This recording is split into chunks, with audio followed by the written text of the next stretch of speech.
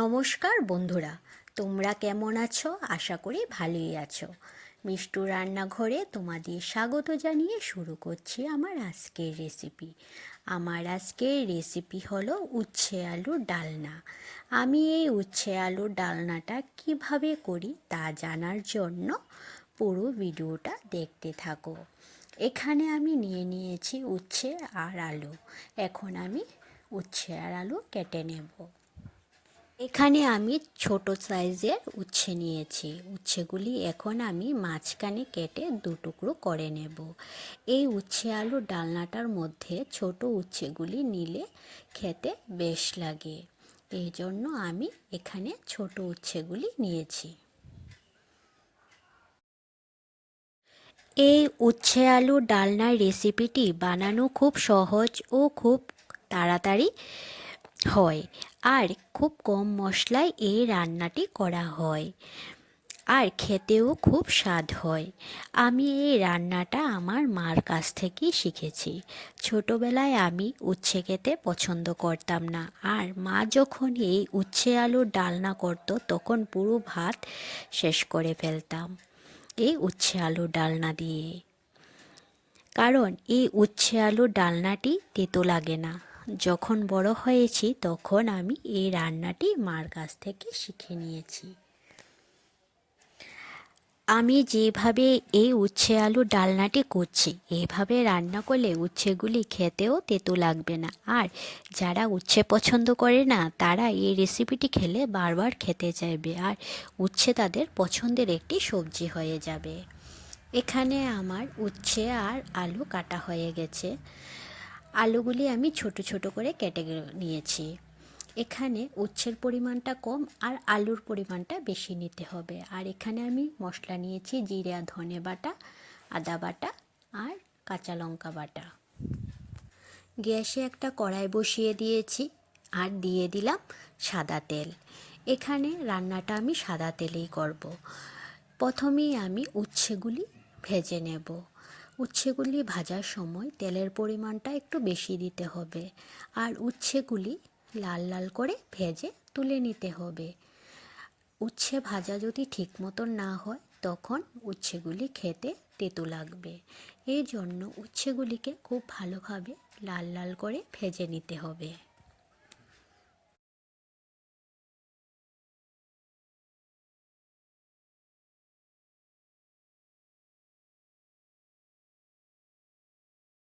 উচ্ছেগুলি আমি লাল লাল করে ভেজে নিয়েছি। এখন আমি উচ্ছেগুলি প্লেটে তুলে নেব।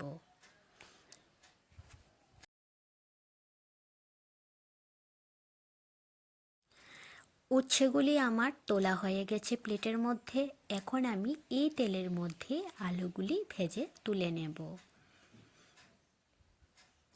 আলুগুলিও আমি লাল লাল করেই ভাজবো, তাহলে খেতে স্বাদ লাগবে, রান্নাটা খুব ভালো হবে। আলুগুলি আমি ঢেকে ভেজে নেব যাতে সেদ্ধ হয়ে যায়, তাহলে রান্না করার সময় সময় কম লাগবে। আমি যে পদ্ধতিতে এই উচ্ছে আলুর ডালনাটি করছি সেই একই রকমভাবে যদি তোমরা বাড়িতে করে দেখো, দেখবে উচ্ছে আলুর ডালনা তেতো লাগবে না, খেতে খুব স্বাদ লাগবে। কিন্তু রান্নাটা আমি যেভাবে করছি সেইভাবেই করতে হবে।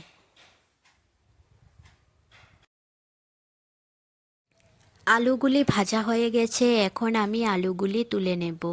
আলুগুলি তোলার আগে খুন্তি দিয়ে আলুগুলি চারদিকে ছড়িয়ে দিয়েছি, আর মাঝখানে খালি রেখেছি যাতে আলুর মধ্যে যে বাড়তি তেল আছে সেটা মাঝখানে এসে জমা হয়। এখন আমি আলুগুলি তুলে নিচ্ছি থালায়। উচ্ছে আর আলু ভাজা হয়ে গেছে। এখন আমি এই তেলের মধ্যে আরও কিছু পরিমাণ তেল দিয়ে দেব ফোড়নের জন্য। ফোড়নটা আমি সর্ষের তেলেই দেব, এই জন্য আমি এখানে সর্ষের তেল দিয়ে দিয়েছি। তেলটা গরম হয়ে গেছে। এখন আমি দিয়ে দেব একটা শুকনো লঙ্কা, আর দিয়ে দেব তেজপাতা, আর ফোড়নে আমি দিয়ে দেব পাঁচ ফোড়ন। ফোড়নটা আমার হয়ে গেছে। এখন আমি এর মধ্যে দিয়ে দেব জিরে আর ধনে বাটা। এখানে আমি 1.5 চামচের মতন জিরে আর ধনে বাটা দেব, আর দিয়ে দেব 1 চামচ আদা বাটা আর 1 চামচ কাঁচা লঙ্কা বাটা। সব মশলা দেওয়ার পর এখন আমি মশলাটা কষিয়ে নেব। মশলাটা কষানো হয়ে গেছে, এখন আমি দিয়ে দেব আগে থেকে ভেজে রাখা আলুগুলি।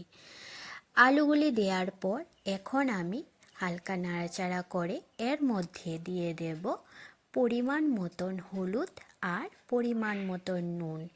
এখানে আমি 1/2 চামচের মতন হলুদ দিয়েছি আর 1/2 চামচের মতন নুন দিয়েছি।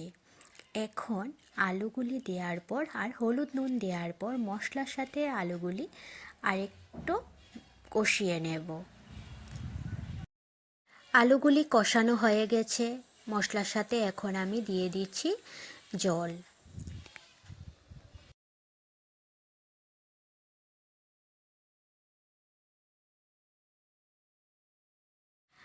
ঝোলটা ফুটে এসেছে, যেহেতু আমার আলুগুলি আগে থেকে সেদ্ধ করা, এর জন্য আমার 5-10 মিনিটের মতন রান্না করলেই হয়ে যাবে।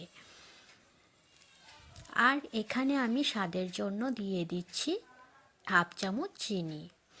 ঝোলটা আমার হয়ে এসেছে, এখন আমি দিয়ে দেব আগে থেকে ভেজে রাখা